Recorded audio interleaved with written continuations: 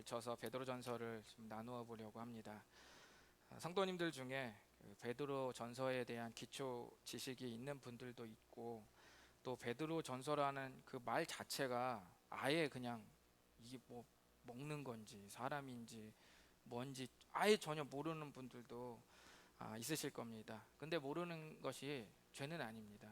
그래서 오늘 말씀을 시작으로 한 10주 동안 차곡차곡 쌓으시면은 제 생각에는 충분히 베드로전서에 담겨진 은혜를 우리가 그래도 최대한으로 누릴 수 있는 사람이 이렇게 될 수 있을 줄 믿습니다.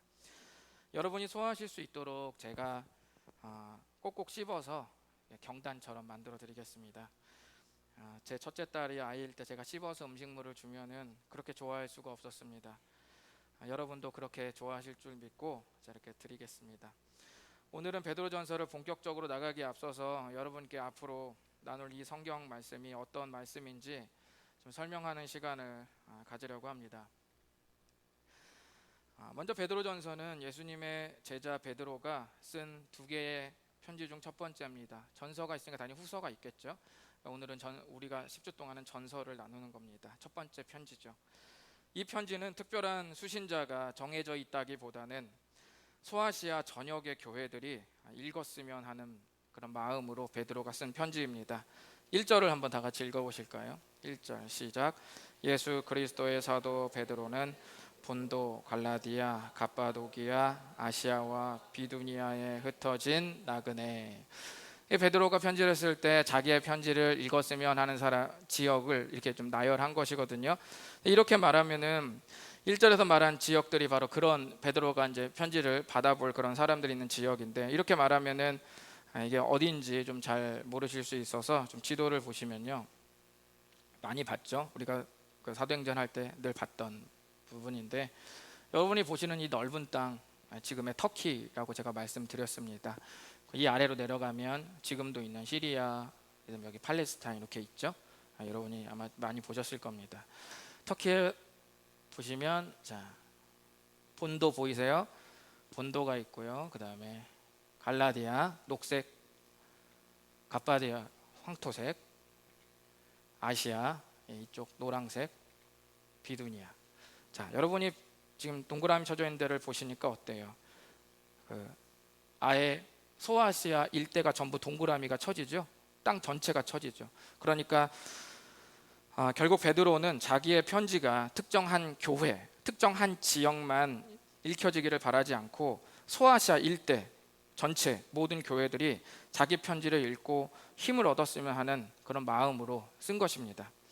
이렇게 특정 교회가 아니라 모든 지역이 돌아가면서 편지를 열람하기를 바라며 쓴 편지를 뭐라고 말하냐면 회람서신이다. 그러니까 돌려가면서 열람한다라고 해서 회람서신이라고 말합니다. 그래서 베드로전서는 회람서신에 들어가는 것이죠.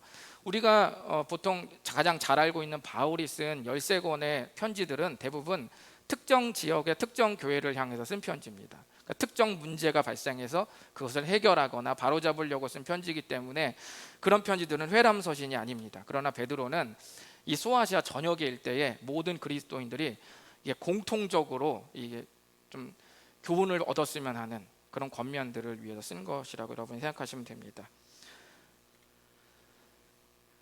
이제부터 저는 오늘 말씀 시간을 세 가지로 나눠 설명해 드리겠는데요. 첫 번째는 베드로전서.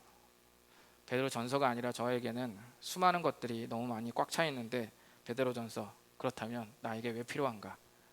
두 번째, 베드로전서의 그렇다면 주제는 무엇인가? 세 번째, 그렇다면 제가 바쁜 와중에 베드로전서를 씹어 먹었을 때 저에게 얻을 유익이 뭐냐?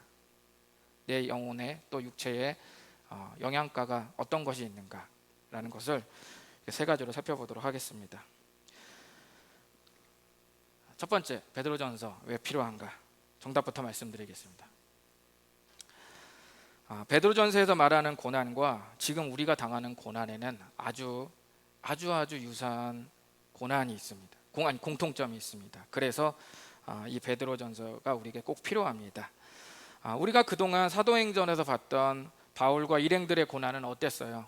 막 실제로 돌에 맞고, 그죠? 지금은 다 안 일어나는 것들이잖아요. 돌에 맞고, 그 다음에 뭐 암살자들이 칼을 품고 돌아다니고 종교적으로 그리고 국가적으로 이 부당한 재판에 휘말리면서 막 처형당하기 직전이고 막 이런 일들이 발생하잖아요. 그런 정도는 고난이라는 말보다는 오히려 박해라는 말이 더 맞을 것입니다. 그러나 지금 우리나라에서 그런 일은 일어나지 않고 있죠. 베드로 전서에서의 고난은 사도행전에서 보는 그런 고난과는 조금 다른 것이었습니다. 많은 분들은 이 편지가 AD 이전에 쓰여질 것이라고 거의 확실하고 단언을 합니다.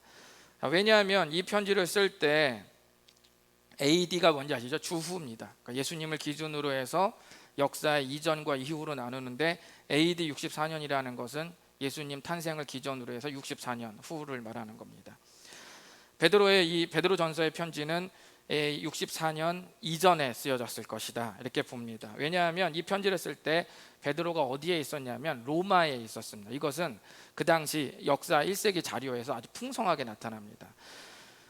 베드로가 로마에서 이 베드로 전서의 편지를 쓰고 있는데, 자 이때 이 64년 7월에 무슨 일이 벌어지냐면 로마의 시내에 대화재가 발생합니다. 아예 그냥 도시 전체를 싹 불태워버린 엄청난 대화재가 일어나서 6일 동안 이 엄청난 이 불길이 이 로마 도시 전체를 휩쓸고 지나가면서 이 로마가 잿더미가 됩니다. 그런데 원인 모를 화재예요. 이게 어떻게 발생했는지, 왜 이런 불이 일어났는지 아무도 알 수가 없어요. 이 화재 때문에 이 민심이 수습되지가 않고, 이 당시 황제가 네로 황제였는데 이 화재의 방화범이 네로 황제가 아닌가라는 의심까지 사람들이 이제 하기 시작한 거예요. 왜냐하면은 네로 황제가 도시를 재건하고 싶었거든요. 지금의 도시 별로 마음에 안 드는 거예요. 골목길 낡은 데 마음에 안 들어요. 그러니까 약간 재개발 들어가는 것이죠. 그런데 그런 마음을 갖고 있는 걸 백성들이 다 알고 있어요. 그런데 마침 화재가 일어나서 도시가 완전히 잿더미가 돼요. 그러니까 사람들이 약간 그렇게 오해를 하게 되는 것이죠. 그런 소문까지 막 돌기 시작하니까 네로 황제가 민심을 수습하기 위해서 당시 그리스도인들에게 이 모든 책임을 떠넘기게 됩니다. 그런 일들이 언제 일어났냐면 바로 AD 64년 7월에 일어난 거예요. 그 화재가. 그러니까 이 화재 이후에 이제 로마에 있는 그리스도인들을 해서 그 일대로 아주 박해가 시작이 되는데, 만약에 여러분 대화재 이후에 이 베드로전서 편지가 써졌다면 이 사건이 있었겠어요, 없었겠어요? 언급이 됐겠죠. 또는 심각하게 막 박해를 받고 죽임을 당하는 그런 기록들이 있어야겠죠. 그런 정황들이 있어야 될 텐데 그런 정황이 없어요. 베드로는 뭔가 우리가 생각하는 것처럼 막 생명의 위협을 막 찔리고 창에 막 죽고 이런 고난이 아니라 뭔가 잔잔한 시대 가운데서 그리스도인들이 고난을 당하고 있는 또 다른 고난을 말하고 있기에 64년 이전이라고 보는 겁니다. 우리가 오늘날 당하는 어려움과 완전히 일치할 수는 없지만 이 베드로전서에서 당하는 고난은 어떤 고난이냐면 그리스도인으로서 당하는 부당한 고난입니다. 잘했는데도 당하는 거, 내가 옳게 하려고 했는데도 유별나다고 따돌림 당하고 당하는 거, 그리고 나는 잘못한 게 없는데 계속 부당하고 불이하게 내가 뭔가를 당하는 그런 고난을 말하는 것입니다. 오늘 우리가 당하는 어려움과 어느 면에서는 비슷한 부분도 있지요. 사회적으로 그리스도인의 신분을 달고 살아가기가 힘들었습니다. 지금도 살아가기가 힘들죠. 후의 내용을 잘 보시면 아시겠지만 이 편지를 읽는 그리스도인들 중에는 유대인 그리스도인들도 있었지만 외국인 그리스도인들도 이 주류를 이루었습니다. 이들의 현재 처지가 어땠을까요? 우리 한번 베드로전서 2장 11절 말씀으로 그들의 처지가 어땠는지 한번 예측을 한번 해보겠습니다. 시작. 사랑하는 자들아, 거류민과 나그네 같은 너희를 권하노니 영혼을 거슬러 싸우는 유체의 정욕을 제어하라. 아멘. 여기 보시면 베드로가 그들을 향해서 뭐라고 말하냐면 거류민과 나그네라고 말하죠. 거류민이라는 원래 뜻은 자신의 집이 아닌 곳에 살고 있는 걸 살고 있는 사람을 거류민이라고 말합니다. 나그네는 여러분 아시죠? 최희준의 하숙생 아시잖아요. 인생은 나그네 길, 어디서 왔다가 이렇게 아시잖아요. 그러니까 나그네는 일단 정처 없이 떠돌아다니는 것이죠. 거류민은 현재 자기 주거가 아닌 곳에 살고 있는 사람들을 말하는 거고요. 그러니까 일시적 거주자들과 나그네라는 말에서 우리는 이들의 현재 삶이 정서적으로나 실질적으로 안정된 삶이 아니라는 것을 우리가 알 수가 있습니다. 안정된 사람한테 어떻게 거류민과 나그네라고 말하겠어요? 오늘날로 우리나라에서 말하면 마치 그 외국인 노동자들이 뭔가 이 불안전한 상황 속에서 일을 하고 있는 어떤 그런 모습처럼 느껴질 수도 있습니다. 이 거류민과 나그네라는 말을 베드로가 꺼낸 데에는 두 가지 의미가 이렇게 겹쳐 있어요. 하나는 뭐냐면 제가 방금 말씀드린 것처럼 이 소아시아 전역에 흩어져 있던 그리스도인들이 부당한 대우와 차별을 경험하니까 어때요? 이 땅에서 정이 떨어지죠. 그러니까 여기가 내 집처럼 느껴지지 않고 아이고 내가 빨리 떠야지 이곳을 막 이렇게 생각하면서 너무나 힘드니까 이제는 여기에 이 세상에 정 붙일 마음이 없으니 내 마음이 이제는 약간 나그네와 같은 거류민과 같은 그러한 심리의 의미로 신앙적 의미로 거류민과 나그네라는 말을 하기도 했고, 또 하나는 실제로 그리스도인들 중에는 사회 구성원으로서 일시적 거주자들과 소외된 사람들이 많았기에 이들의 현재 처지를 실제로 말하는 것이기도 했습니다. 실제 거류민 그리고 실제 그랬습니다. 이런 사람들은 현재 우리가 받는 언어폭력 그리고 부당한 대우에 노출이 그대로 되어 있었습니다.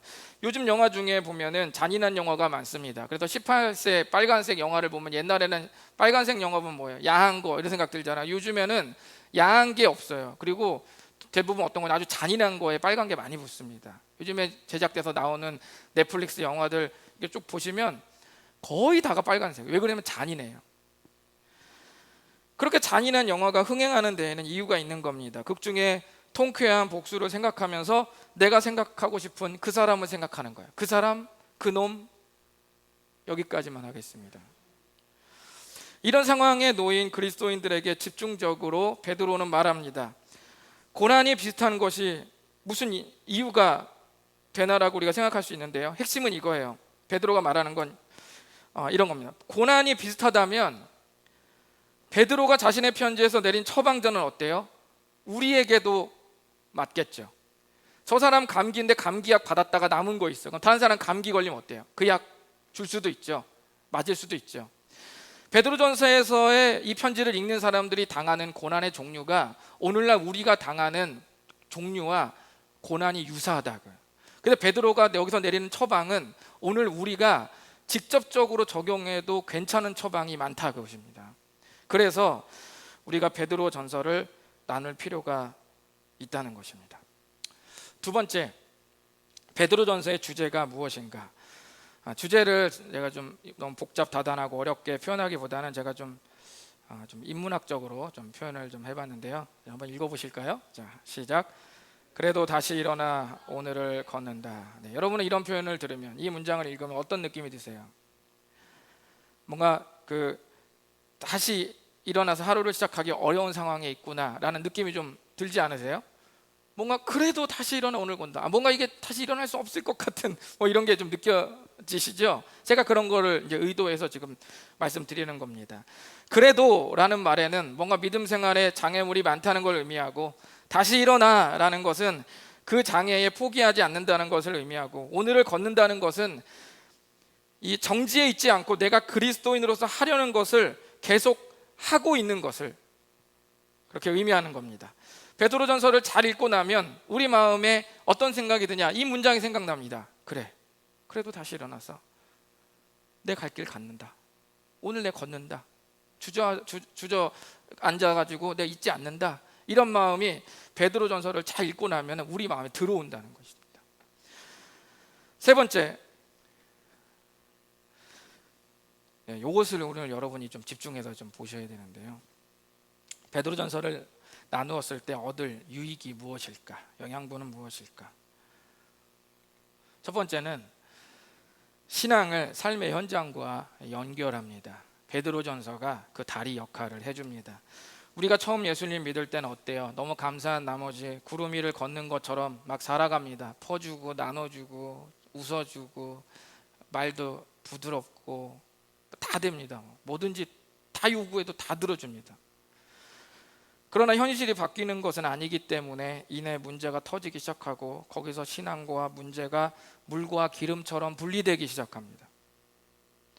내가 믿는 예수님은 내 영혼이 훗날 지옥에 가지 않는 보증수표일 뿐, 지금 이 자리 현재의 문제에는 상관없는, 뭐 어떻게 그분이 쓰임새가 있는지 뭐 그런 생각이 전혀 안 드는 그런 상태에 우리가 처하게 됩니다. 이렇게 되면 구원의 은혜는 더 이상 흐르지 않고 내 영혼 어딘가에 꽉 막혀 있게 됩니다.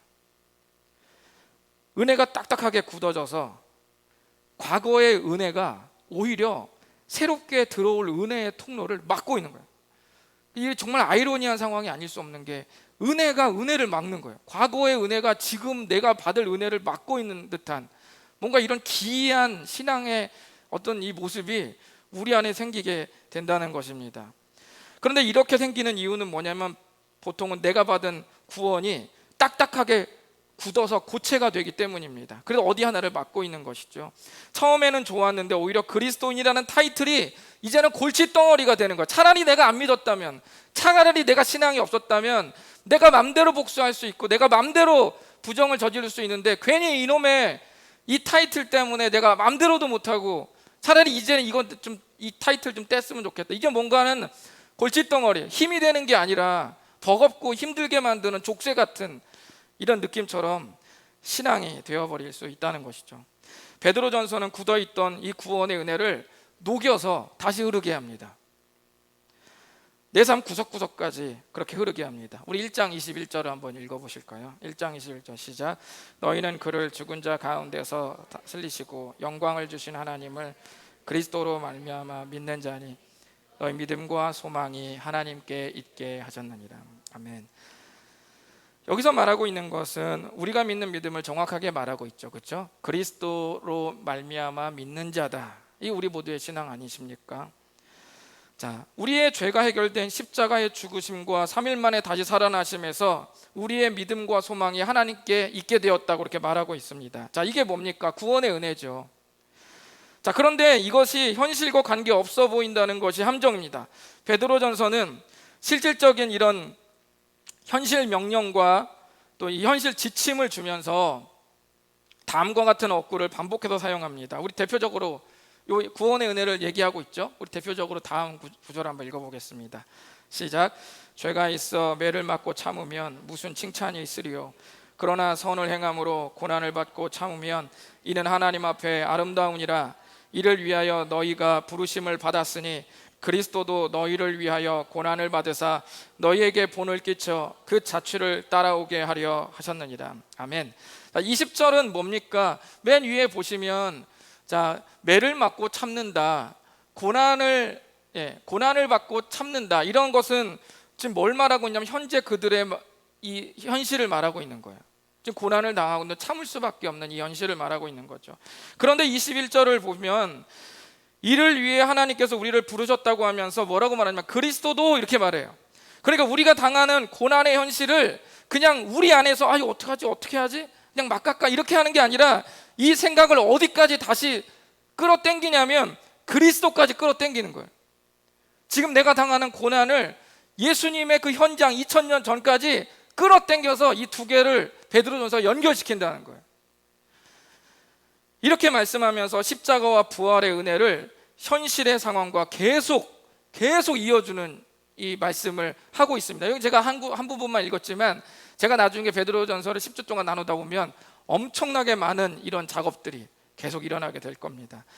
우리는 앞으로 베드로전서를 자세히 나누면서 이 정교한 작업에 좀 들어가 보려고 합니다. 이 작업이 성공하면 물과 기름처럼 분리된 신앙과 현실이 조금은 이렇게 맞닿게 되리라 기대합니다.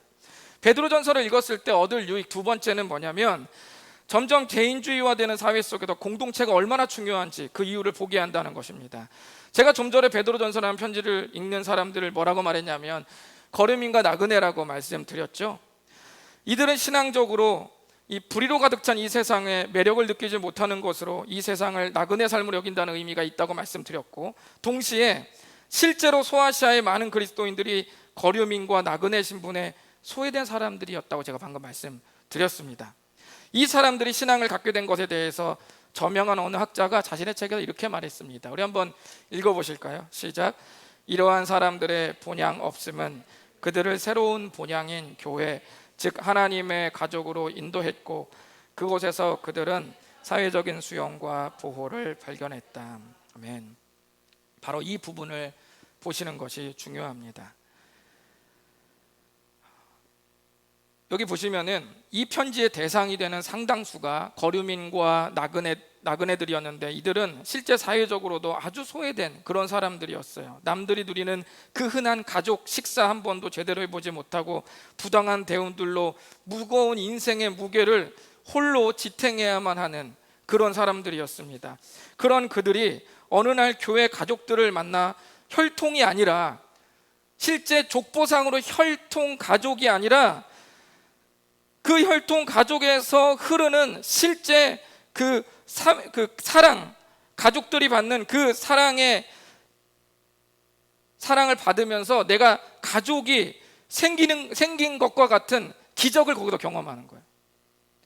그리고 이 교회 가족에게서 받는 이 사랑은 실제 가족 구성원의 위치와 같은 느낌을 이 거류민과 나그네들에게 주고 그 가족과 같은 관계를 만들고 아버지라 불리고 어머니라 불리고 남편과 아내가 된 것 같은 그런 마음과 거의 똑같이 견줄 만한 친밀함과 사랑이 바로 하늘 아버지께서 만드신 교회라는 공동체 안에서 일어났다는 것입니다.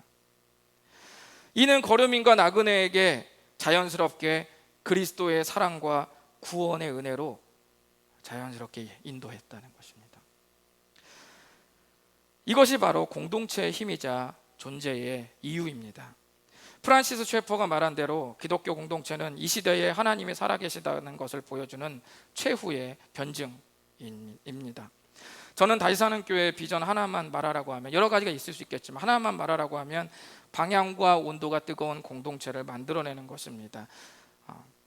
담임 목사 부실해도 괜찮습니다. 이미 그 꿈은 이뤘잖아요. 조금 교회 좀 작아도 됩니다. 돈 많으면 좋긴 한데 그래도 돈이 아주 많지 않아도 됩니다. 단 포기할 수 없는 한 가지는 공동체예요.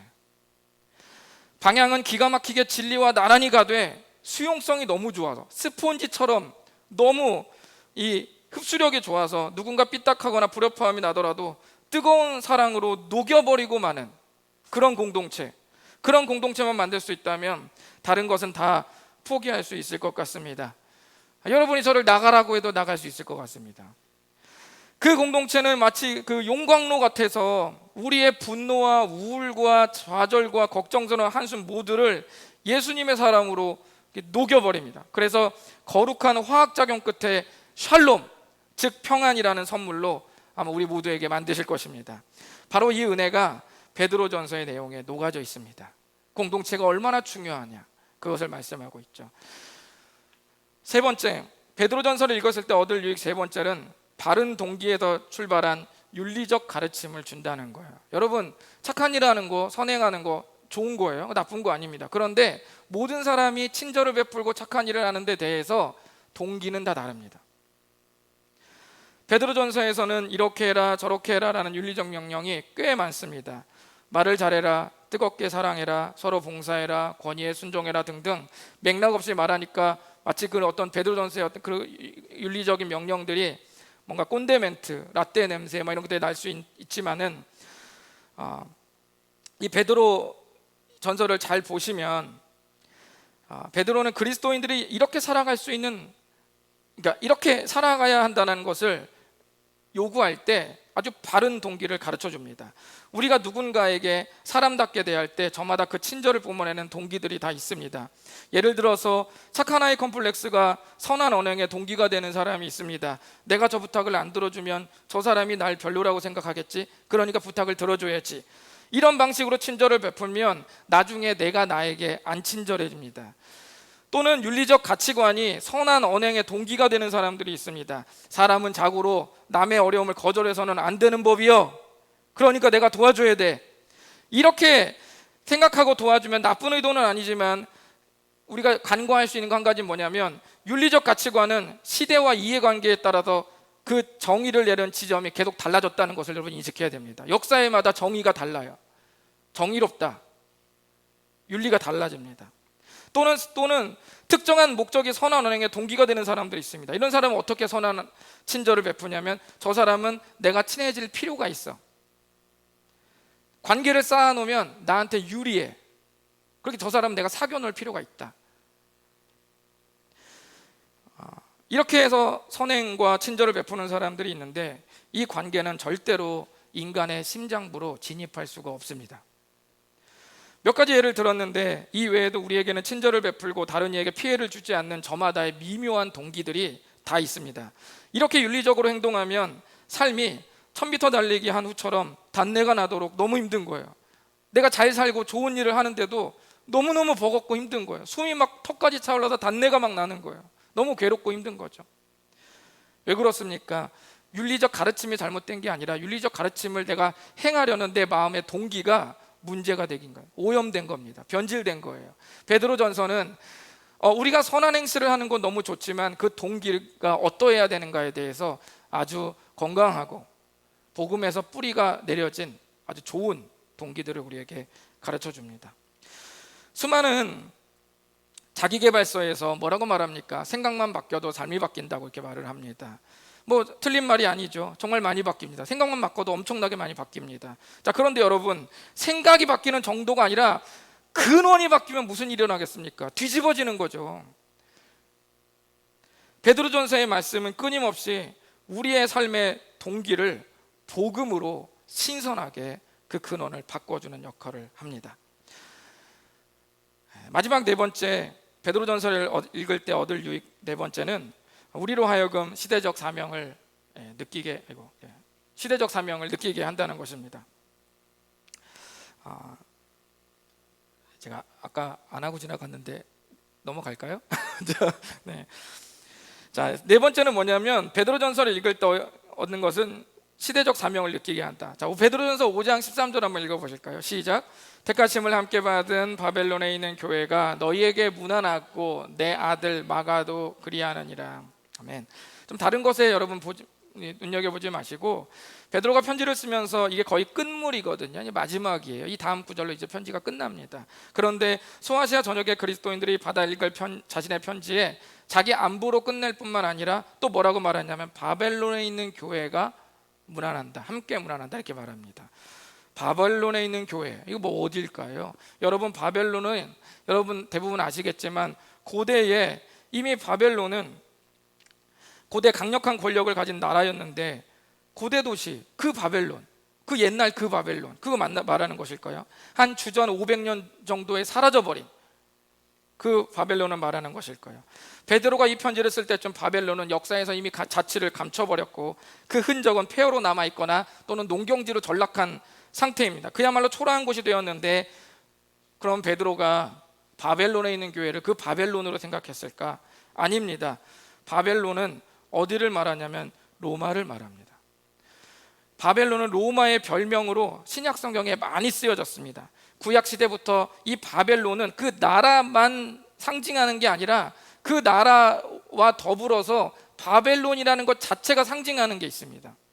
바벨론은 하나님을 대적하고 하나님의 백성에게 고난과 핍박을 가져다 준 나라였기 때문에 이후부터 바벨론은 복음을 가로막고 하나님을 대적하는 악의 상징이 되었던 것입니다. 이 시대는 로마가 그런 역할을 하고 있었습니다. 베드로가 특별히 로마에 있는 교회라고 말하지 않고 일부러 바벨론에 있는 교회라고 그 별칭을 불러서 말한 것은 우리 모두가 악이 판치는 세상에서 어떻게 그 고난을 견디고 또 무엇을 이뤄 나가야 하는지에 대한 거룩한 부탁, 즉 사명을 보게 한다는 것입니다. 베드로전서를 잘 읽으면 바로 이렇게 네 가지, 지금까지 말씀드린 네 가지 유익이 우리에게 주어집니다. 지금까지 베드로전서의 말씀을 들어가기에 앞서서 성도님들에게 짤막하게나마 여러 배경을 좀 설명해 드렸습니다. 말씀을 마무리하면서 이 말씀 다 같이 좀 읽었으면 좋겠습니다. 시작. 오직 너희를 부르신 이처럼 너희도 모든 행실에 거룩한 자가 되라. 아멘. 우리가 자녀를 키울 때 자녀에게 바라는 여러 가지가 있습니다. 우리 청년들도 저에게는 자녀가 없어요. 상상하고 한번 들어보십시오. 우리가 자녀를 키울 때 바라는 것들이 여러 가지가 있습니다. 제가 현실에서 일어나지 않을 극단적 질문을 여러분께 한번 드리겠습니다. 자녀에게 바라는 여러 가지 중에 제가 제시하는 다음의 항목을 여러분이 보시고 그 중에서 딱 한 가지만 꼽으라면 여러분 몇 번을 꼽으시겠습니까? 딱 한 가지만 꼽아야 된다.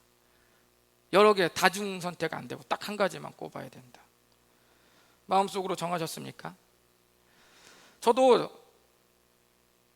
주은이와 하준이를 생각하면서 저 고민해 봤습니다. 이 중에서 만약 딱 하나만 뽑으라면 난 뭘 뽑을까? 근데 저는 고민이 그렇게 크게 안 됐어요. 저는 주저없이 첫 번째를 꼽을 겁니다. 어느 것 하나 빼놓을 수 없지요. 우리가 1번을 선택했다고 해서 그러면 우리 아들, 딸이 막 아프고 큰 병 걸려도 되냐? 그런 의미 아니잖아요. 딱 하나만 고르라면 말한다는 거죠. 저는 주저없이 1번을 꼽을 수밖에 없었지만 어느 것 하나 빼놓을 수 없지만 1순위는 바뀌지 않을 겁니다.